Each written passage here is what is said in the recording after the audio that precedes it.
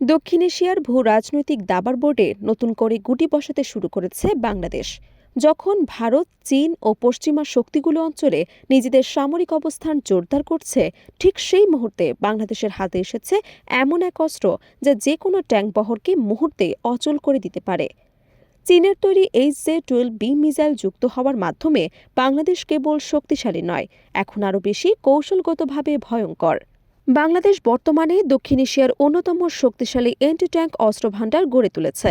সামরিক বিশ্লেষকদের মতে এখন বাংলাদেশের কাছে এমন পরিমাণ ও ধরনের ট্যাঙ্ক বিধ্বংসী অস্ত্র রয়েছে যা দিয়ে শত্রুপক্ষের সাঁজোয়া বাহিনীকে ট্যাঙ্ক ছাড়াই থামিয়ে দেওয়া সম্ভব। দেশের ফার্স্ট লাইন অফ ডিফেন্স হিসেবে দায়িত্ব পালন করা বর্ডার গার্ড বাংলাদেশ ইতোমধ্যেই 3 কর্সার, আলকটন এবং বিভিন্ন ধরনের আধুনিক RPG রকেট লঞ্চারে সজ্জিত। সীমান্ত এলাকায় যে কোনো সাঁজোয়া অনুপ্রবেশ ঠেকাতে এই অস্ত্রগুলো এখন গুরুত্বপূর্ণ ভূমিকা পালন করছে।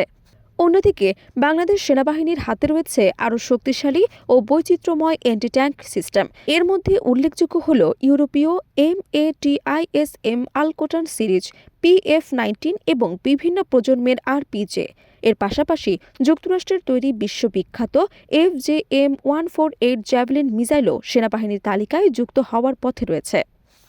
আর এই অস্ত্র ভান্ডারের মধ্যে যুক্ত হল চীনের তৈরি অত্যাধুনিক HJ-12B, যা সামরিক ভারসাম্যে এক নতুন মাত্রা যোগ করেছে। HJ-12B একটি third generation fire and forget anti tank guided missile. এর মাধ্যমে সবচেয়ে সুবিধা হল লক্ষ্যবস্তুতে একবার লক করার পর অপারেটরকে আর মিসাইল পরিচালনা করতে হয় না। মিসাইল নিজেই তার লক্ষ্য অনুসরণ করে ধ্বংস করে। এর ফলে যুদ্ধক্ষেত্রের সৈন্যরা খুব দ্রুত অবস্থান পরিবর্তন করতে পারে এবং শত্রুর পাল্টা আঘাতের ঝুঁকি অনেক কমে যায়। এই মিসাইলে ব্যবহৃত হয়েছে ইনফ্রারেড ইমেজিং সিকার, যার মাধ্যমে এটি ট্যাঙ্কের তাপচিত্র শনাক্ত করে। ফলে দিনরাত, ধোঁয়া, কুয়াশা কিংবা খারাপ আবহাওয়ার মধ্যেও এটি সমানভাবে কার্যকর। আধুনিক যুদ্ধক্ষেত্রে যেখানে ভিজিবিলিটি বড় ফ্যাক্টর, সেখানে এই প্রযুক্তি HJ-12B-কে অত্যন্ত বিপজ্জনক করে তুলেছে। HJ-12B এর সবচেয়ে ভয়ঙ্কর বৈশিষ্ট্য হল টপ অ্যাটাক ক্যাপাবিলিটি। সাধারণত ট্যাঙ্কের সামনের অংশ এবং পাশগুলোতে সবচেয়ে শক্তিশালী বর্ম থাকে, কিন্তু ওপরের অংশ তুলনামূলকভাবে দুর্বল। এই মিসাইল ঠিক সেই মুহূর্তেই জায়গাতে উপর থেকে আঘাত হানে।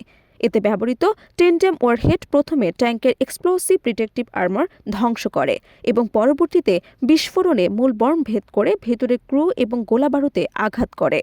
কারিগরি দিক থেকে HJ-12B প্রায় 4 থেকে 5 কিলোমিটার দূরের লক্ষ্যবস্তুতে আঘাত হানতে সক্ষম। এটি হালকা এবং বহনযোগ্য হওয়ার ইনফ্যান্ট্রি ইউনিট এবং স্পেশাল ফোর্স এবং মেকানাইজ ফরমেশন সব ক্ষেত্রেই ব্যবহার করা যায়।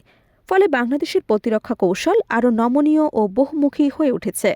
বাংলাদেশের প্রতিবেশী ভারতের প্রধান ট্যাঙ্কগুলোর মধ্যে রয়েছে T-19S ভীষ্ম এবং দেশীয়ভাবে তৈরি অর্জুন MK-1 ও MK-1A এবং বড় সংখ্যায় থাকা T-72M1। সামরিক বিশ্লেষকদের মতে HJ-12B এর টপ অ্যাটাক প্রোফাইল এবং টেন্ডেম ওয়ারহেড এসব ট্যাঙ্কের জন্য বড় হুমকি। বিশেষ করে T-72 সিরিজের পুরনো ট্যাঙ্কগুলোর ক্ষেত্রে এই মিসাইল অত্যন্ত বিধ্বংসী প্রমাণিত হতে পারে। আরও গুরুত্বপূর্ণ বিষয় হল এর গতি।